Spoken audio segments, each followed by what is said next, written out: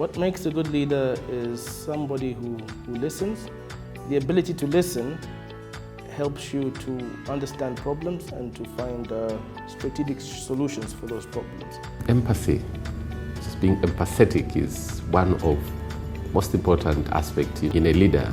Everybody who is a mother is more loving, is more caring, is empathetic.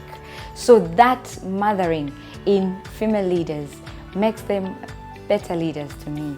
As a leader, you are the driver, driving others towards a certain desired end. So a leader should be visionary, provide a visionary for others to focus their ways through that.